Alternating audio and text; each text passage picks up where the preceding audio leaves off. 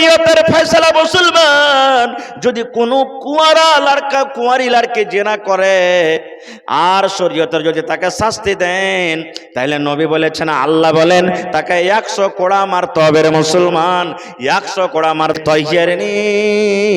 ইয়া রাসূলুল্লাহ, আল্লাহর নবী গো আমাকে পাক করে দেন গো নবীজি, আমার দ্বারাতে ভুল হয়েছে, গুনাহ হয়েছে, এই জন্য আপনি আমাকে পাক করেন, আপনি আমাকে পাক করে দেন, আমি নাপাক হয়েছি, আমার দ্বারাতে ভুল হয়েছে, এই জন্য আপনি আমাকে পাক করে দেন। আল্লাহ রাসূল বললেন, সাহাবীরে কি তুমি গুনাহ করেছো রে বাবা, তোমাকে পাক করব। সেই সাহাবী বললেন, ইয়া রাসূলুল্লাহ আমি জিনা করেছি নবী গো, আমার দ্বারাতে জিনা হয়েছে, আমার দ্বারাতে ভুল হয়েছে গো নবী, এই জন্য আপনি আমাকে পাক করে দেন, আপনি আমাকে পাক করে দেন, আমার দ্বারাতে যে গুনাহ হয়েছে আমি এই গুনার বোঝ নিয়ে জাহান্নামের আগুন থেকে বাঁচতে চাই। আল্লাহ নবী গো আপনি আমাকে পাক করে দেন, আপনি আমাকে পাক করে দেন। সুবহানাল্লাহ। সেই সাহাবী ডাইরেক্ট নিজের মনে ইচ্ছা বলছেন, তাকে কেউ গুনাহ করতে দেখেনি, তাকে কেউ কোনো জেনা করতে দেখেনি। আল্লাহুস সামাদ, জেনা করার পর তার দিলে আল্লাহর ডর হয়েছে, ভয় হয়েছে, আল্লাহ যদি আমি আজকে নবীর দরবারে স্বীকার না করি তাহলে কিয়ামতের দিন আমাকে জাহান্নামের আগুনে যেতে হবে। এই জন্য ডাইরেক্ট সেই সাহাবী এসে বলছেন, হুজুর আপনি আমাকে পাক করেন। এবার নবীজি তখন সেই সাহাবীকে বলছেন, এই আল্লাহর বান্দা মায়েজ, তুমি যে আইসা আমার দরবারে বলছো যে আপনি আমাকে পাক করেন, তো তুমি জানো জেনা কাকে বলে? জেনা কি জিনিস তুমি জানো? বলছে, জি হুজুর জেনা কাকে বলে আমি জানি। তাহাকিক দেখেন নবীজির। এবার আরেকটু নবীজি বলছেন এই একটা সাহাবীকে, যে দেখো তো জি মদটা পান করে আছে নাকি, মুখখানটা সুইংহে দেখো তো, কারণ মানুষ মদ পান করে না থাকে, নাশা লাগলে তো ও দিমাগটা হারিয়ে যাবে, অলবল কথা বলবে। তো একজন সাহাবীকে বলছেন এর মুখখানটা সুইংহে দেখো তো। একজন সাহাবী মুখ সুইংহে দেখলেন তো বলছে, হুজুর কিচ্ছু পাওয়া গেল না, খো ওরকম নাশা পানি কিন্তু খেয়ে নেই। এবার রাসূল বলছেন, আহুয়া মাজনুন, তুমি কি পাগল আছো নাকি, তোমার মাথাটা ঠিক আছে, তুমি যে কথাটা বলছো? বলছে, হুজুর আমি পাগল নই, মদ পান করে নি, আমি ডাইরেক্ট বলছি আর ভালো সহি সালামত বলছি যে আমার দ্বারাতে জেনা হয়েছে। দেখেন তাহাকিক কি জিনিস। আর আমাদের সমাজে কি হয়েছে জানেন, একটা বেটি ছেলে যদি খালি রাস্তাতে খালি যদি গল্প করতে দেখালে কোনো ভাই, এই গায়ে যে কি কইবে জানেন, কেমন করে আগুন লাগাইবে, আরে ভাই শোন রে শোন, ওই সোলামানের বেটার আব্দুল্লাহর বেটি, ওরে আল্লাহ তারা এরকম এরকম করতে দেখেল না, ওরে আল্লাহ খালি গল্প করতে দেখেছে, কিছু দেখেনি। ও আগুন লাগিয়ে দিলে বড়কা বিচার বসে গেল, 5 লাখ 7 লাখ 10 লাখ টাকা জরিমানা করিয়ে দিল ওকে। এই তো আমাদের সমাজের এখন চলছে। কিছু মানুষ এখন আছে উল্টা সিধা হওয়ার কাজ, এগুলা করবে তো লাখ 10,000 20,000 50,000 টাকা খাইতে পাবে। এগুলাই সমাজে কিছু মানুষ আছে, যায় কিনা যায় শরীয়ত আল্লাহর ডর ওর ভিতরে নেই, এগুলাই কিন্তু করবে। খায়ের যা হোক, এবার নবীজি সেই সাহাবীকে বলছেন, রে আল্লাহর বান্দা, তুমি জেনা করেছো রে বাবা, তোমার দ্বারাতে জেনা হয়েছি, তুমি বিয়াহদারি, তোমার বিয়ে হয়ে গেছে। শরীয়তের ফয়সালা মুসলমান যদি কোনো কুঁয়ারি লড়কে জেনা করে আর শরীয়তের যদি তাকে শাস্তি দেন, তাহলে নবী বলেছেন, আল্লাহ বলেন তাকে 100 কোড়া মারতে হবে রে মুসলমান, 100 কোড়া মারতে হবে। কোনো ঘরের ভিতরে মারতে হবে না, আইনের ভিতরে মারতে হবে না। আজকে যেমন আপনাদের ফাঁকা মাঠে ঈদগাহের মাদ্রাসার ভিতরে জালসা, 2 গা 3 গা 4 গার মানুষের এসেছেন, এই 3-4 গার মানুষ এরকম ভাবে একটা বড় মাজমাকে আপনি জমা করেন, 100 200 300 500 যত বেশি মানুষ হবে, আল্লাহর কোরআন বলছেন এবার সমস্ত মানুষকে এক জায়গাতে জড়ো করে ওই যারা জেনা ব্যভিচার করে তারাকে 100 কোড়া মারতে হবে, 100 কোড়া মারতে হবে, আর একটা জামাতের সামনে তাকে মারতে হবে। কিন্তু এখন এটা কাজ করা হয় না। এখন কেমন ভাবে কোড়া মারা হয়, যেন পড়োশের লোক জানতে না পারে, যেন গ্রামের লোক জানতে না পারে। ভুল করেছিস, চল আইনের ভিতরে তোকে মেরে দিব, ঘরের ভিতরে তোকে মারবো, গোহেলের ভিতরে তোকে মারবো, যেন দুনিয়ার কোনো মানুষ জানতে না পারে। আল্লাহর কোরআন বলছে, রে দুনিয়ার মানুষ জেনা হয়েছে, কুঁয়ারি লড়কি জেনা করেছে। আল্লাহ নিজে বলছেন কোরআনের ভিতরে, দেখবেন সূরা নূর খুলে দেখবেন যে একটা মজলিসের সামনে তাকে কোড়া মারো, আর আজকে আমরা ঘরে লুকিয়ে লুকিয়ে কোড়া মারছি, এর নাম কিন্তু আল্লাহর ডর নয়। আল্লাহ রাসূল বললেন, ওরে আমার সাহাবীরা শুনে নাও, এ মায়ের জেনা করেছে রে, তাকে রজম করো। সে বিহাদারি আছে, তাকে রজম করো। কেমন করে রজম করতে হবে? এই মাঠে ময়দানে নিয়ে চলে যাও। যেমন আজকে আপনাদের মাঠ আছে, ময়দান আছে, বড় বড় মাঠ আছে।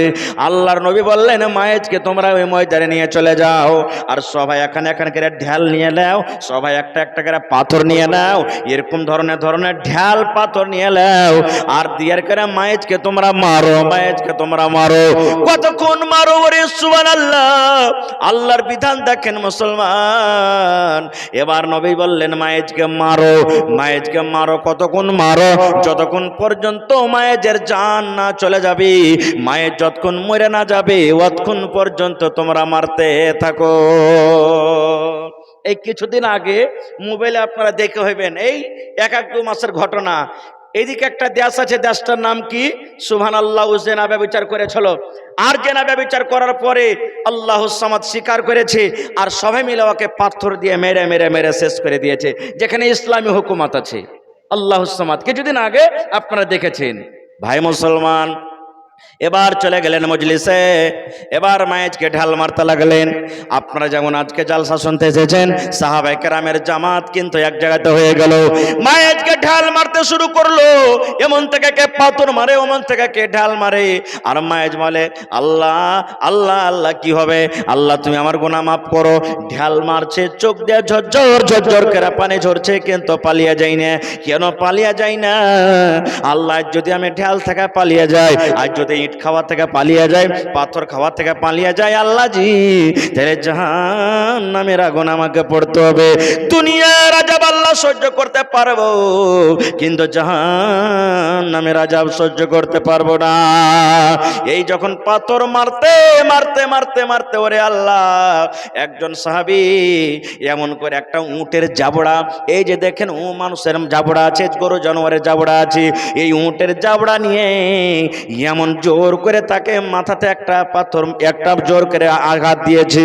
যেমন উটের জাবড়াটা মেরে দেওয়া, মায়ের বেহুশে জমিনে পড়ে গেলেন।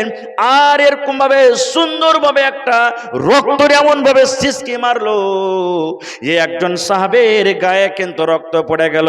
যেমন রক্ত গায়ে পড়ে যাওয়া, এবার সে সাহাবী বলছেন আহারে আল্লাহ, হলো তো হলো কি, এই নাপাক রক্ত আমার গায়ে চলে এলো, এই নাপাক খুন আমার গতরে লেগে গেল। এই জেনা করেছে, ব্যভিচার করেছে, এই জেনা কারণেওয়ালার রক্তটা নাপাক আছে, এই নাপাক রক্ত আমার গায়ে লেগে গেল। এই কথাটা যখন শুনে লাবা নবীজি নিজের কানে ডাইরেক্ট শুনে নিলেন যে একটা নাপাক রক্ত আমার গায়ে লেগে গেল। নবীজি সাহাবীদেরকে বললেন, ওই সাহাবীকে ডাক দিয়ে বলছেন, সাহাবীরি খবরদার, তোমরা মায়েজকে গালি দিও না রে বাবা, মায়েজকে গালি দিও না। এই জন্য মায়েজকে গালি দিও না, মায়েজকে কেউ ধরেনি, তাকে জবরান তাকে কেউ ধরে আনিনি রে।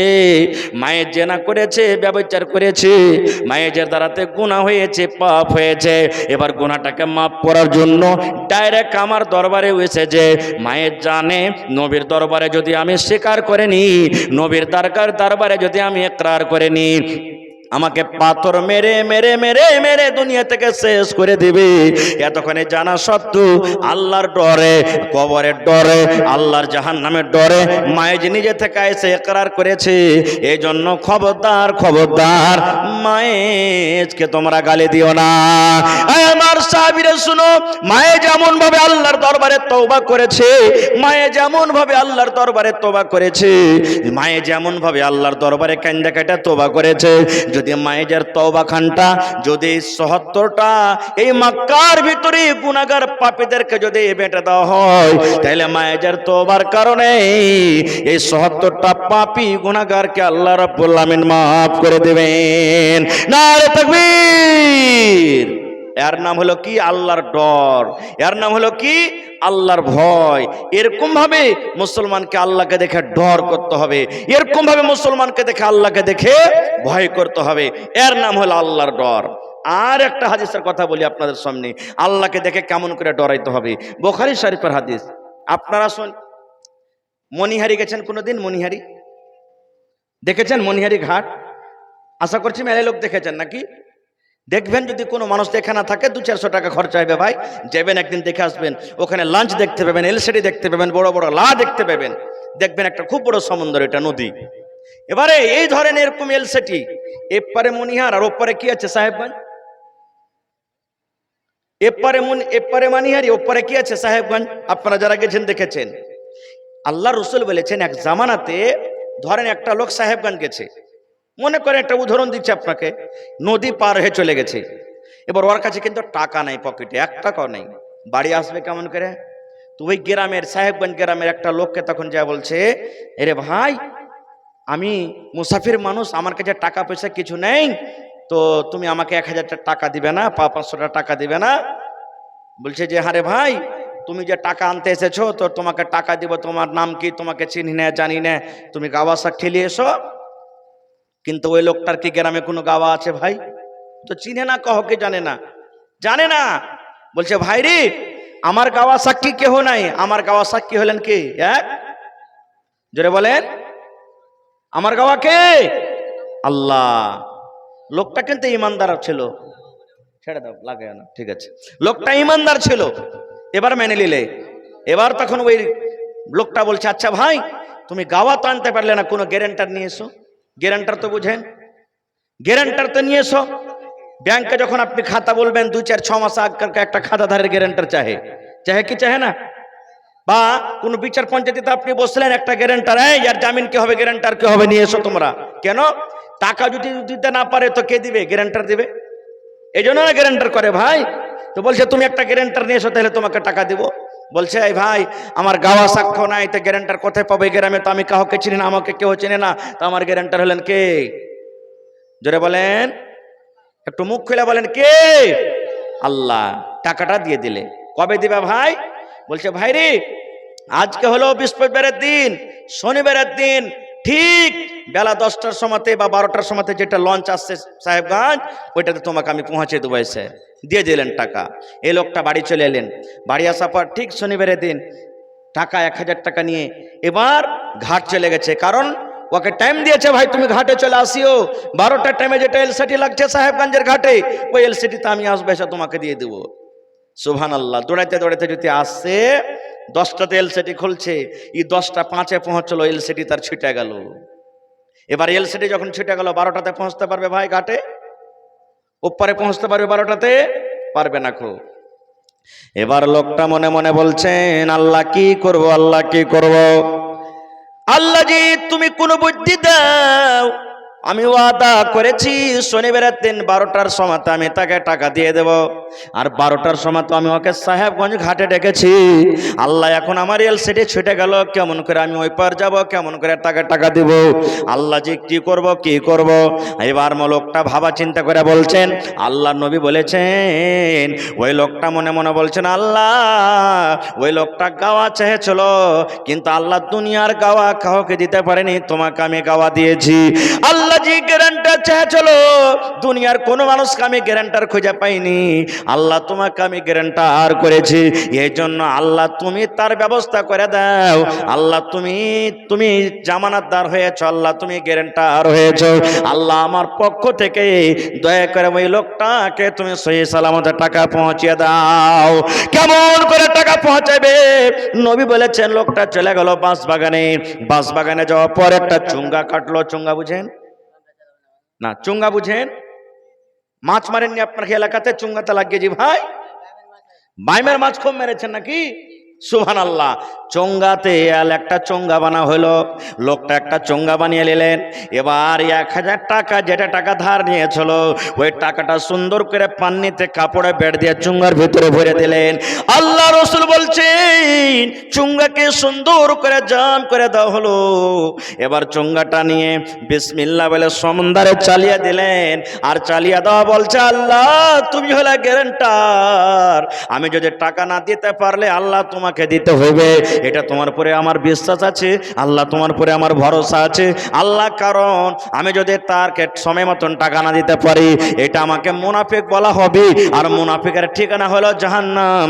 এই জন্য আল্লাহ জাহান্নাম থেকে আমাকে ডর লাগছে, ভয় লাগছে। আল্লাহ আমি ওয়াদা খেলাপি করতে পারবো না মাবুদ রে। আল্লাহ আমি 1000 টাকা এই চোঙ্গাতে ভরে সমুদ্রে ফেলে দিলাম, আল্লাহ যার টাকা তুমি ওখানে পৌঁছে দাও, আল্লাহ তুমি পৌঁছে দাও টাকা। আপনারা বলেন তো টাকা পৌঁছবে ভাই? আপনার কি ইমান কি গাইছে যে টাকাটা পৌঁছবে? পৌঁছবে টাকা সমুদ্রে চালিয়ে দিলেও কেমন করে টাকা পৌঁছবে? এবার শোনেন, ঠিক 12টা বাজছে, এবার 5-10 মিনিট হবে, ঘাটে লাগবে উপরে যে ই তো ওয়াদা দিয়েছে যে শনিবারের দিন 12টার টাইমে তোমাকে আমি এলসেডিতে টাকা পৌঁছাবো। টাকাওয়ালা কিন্তু ওখানে উপরে রেডি আছে। এলসেডি লেগে গেল, এক এক এক এক দুই দুই করে করে করে সমস্ত প্যাসেঞ্জার কিন্তু গাড়ি থেকে নেমে গেল, এলসেডি থেকে নেমে গেল, সব মানুষ নেমে গেল বন্ধুরে। কিন্তু এই যে লোকটাকে টাকা দিয়েছিল সেই লোকটাকে কিন্তু দেখতে পাই না। কেমন করে দেখতে পাবো? ওর তো গাড়ি ছুটে গেছে, এলসিডি ছুটে গেছে, চাপিনি। যখন ছুটে গেল, এবার ওই টাকাওয়ালাটা আফসোস করে বলছে, আল্লাহ রে, ও আমার সাথে ধোঁকাবাজি করেছে, আমার সাথে মনে হয় বেঈমানি করলে, মনে হয় আমাকে আর টাকা দিবেন আল্লাহ। আল্লাহ, আমি আর তার কাছে হক দাবি রাখি না। আল্লাহ তোমাকে গ্যারান্টার মনে করেছে, তোমাকে গাওয়া চেয়েছে, আল্লাহ আমি সেটা মেনে নিয়েছি। আল্লাহ তোমাকে যেটা ভালো লাগে সেটা তুমি করো। আল্লাহ আমি ওকে জানি না, ওর বাড়ি কোথায় আছে, ওর ঠিকানা জানি না, অ্যাড্রেস জানি না, আল্লাহ ওর নাম জানি না। আল্লাহ আমি তোমাকে গ্যারান্টার মনে করে আল্লাহ আমি টাকা দিয়ে দিয়েছি। আল্লাহ যেটা তোমাকে ভালো লাগে সেটা তুমি করে দাও। এবার নবী বলছেন, সাহাবীরে, আমার উম্মতেরা তোমরা শুনে নাও, ওই চুঙ্গাতে 1000 টাকা যে নদীতে লাগিয়ে দিয়েছি, চুঙ্গা একবার পানিতে ডুবে একবার উঠে, একবার পানিতে ডুবে একবার উঠে, এই করে ভাসতে ভাসতে ভাসতে ভাসতে ওই সমুদ্রের পাঞ্জরে যে লোকটা বসে আছে, সমুদ্রে ইন্তজার করেছে, ওর সামনে কিনারাতে চুঙ্গা লেগে গেল। চুঙ্গাটা কিন্তু ওর সামনে যে লেগে গেল। এই আফসোস করে বলছে, জায়গা আর আসবে না, ও লোকটা আর আসবে না, আর টাকা পাবো না। জায়গা চুঙ্গাটাই আমি হাতে করে লি, লোকরি টুকরি তো হইবে। ও জানে না যে টাকা আছে, ও জানছে ভাই, ও তো জানে না যে টাকা আছে।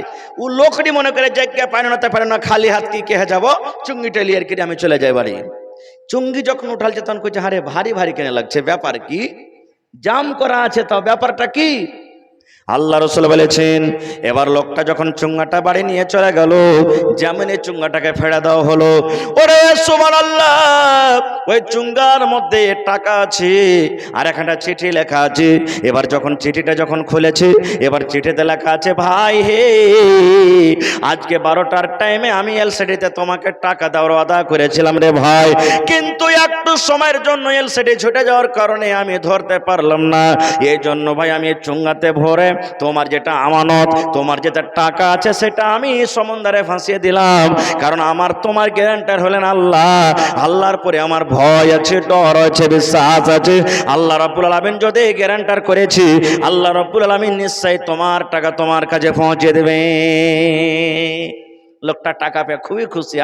আল্লাহ তুমি কত বড় দয়ালু আল্লাহ জি, আল্লাহ তার টাকা আমার কাছে পৌঁছে দিলে। ঠিক তারপরের দিন ওই লোকটা আবার 1000 টাকা নিয়ে চলে গেছে লোকটার বাড়ি। কে জানি ওই টাকা পৌঁছলো কি পৌঁছলো না। এবার যাওয়ার পর তখন লোকটাকে দিচ্ছে, ভাই কালকে আমার এলসিডি ফেল হয়ে গেছিল, আসতে পারিনি ভাই, এই টাকাটা তুমি নিয়ে এলাও। ওটাই ইমানদার লোক, দেখেন কেমন বলছে, হারে ভাই তোমার টাকা যে পেয়ে লিছি। বলছে কেমন করে? বলছে তুমি চুঙ্গাতে টাকা পাঠালছিলে? বলছে হ্যাঁ পাঠালছো। বলছে ভাইরে তোমার টাকা পেয়েছি, তোমার টাকা তুমি ফেরত নিয়ে চলে যাও। ভাইরে এরকম ভাবে আল্লাহর প্রতি বিশ্বাস আর আল্লাহকে থেকে ভয় করতে হবে, তাহলে সুবহানাল্লাহ আমরা মুসলমান আল্লাহ তাবারাক ওয়া তাআলাকে থেকে ডরাইতে পারবো, জাহান্নামের আগুন থেকে বাঁচতে পারবো। এরকম ডর, এরকম ভয় নিজের অন্তরে পয়দা করতে হবে ভাই। ভাই এরকম অনেক হাদিসা আছে, অনেক ঘটনা আছে, আমি ওদিকে যেতে পারবো না বা সময় অনেক লেগে যাবে। এজন্য ভাই আজকে এই যে আমি আপনাদের সামনে বক্তব্য রাখলাম, ভয় করতে হবে কাকে দেখে? জোরে বলেন, কাকে দেখে ভয় করতে হবে? একটু মুখ খুলে বলেন, কাকে দেখে ভয় করতে হবে? আল্লাহকে দেখে ভয় করতে হবে। ইবাদত কার জন্য করতে হবে? আল্লাহ তাবারাক ওয়া তাআলার জন্য করতে হবে। রাতের অন্ধকারে হোক, দিনের বেলাতে হোক, মাঠে হোক, ঘরের ভিতরে হোক, সব সময় আল্লাহ তাবারাক ওয়া তাআলাকে ডরাইতে হবে, ভয় করতে হবে।